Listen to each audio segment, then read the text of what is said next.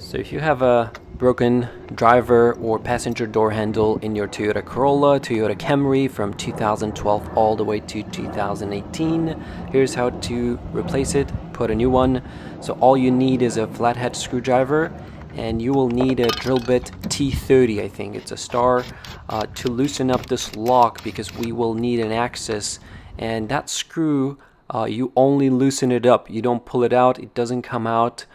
So you just loosen it fully and then pull this lock basically gently out. It will have this weather gasket. Make sure you don't lose it. In my case, that broken pin from the door handle from the old one, I tried to take it out with a needle nose. I could have just basically dropped it in there, so it's gonna live there. You can see this pin. So the key when you're installing the new handle is to get that pin over the hook of the door handle that we are about to install. You can see I slide in the left side first, and then basically the right side.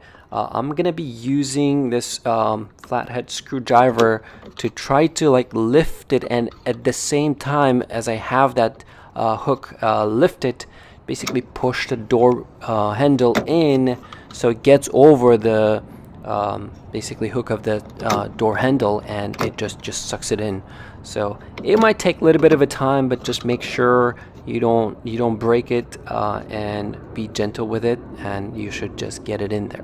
So once you do that, you can put the lock back in, tighten that star screw that we have, T30 drill bit, that's what you need.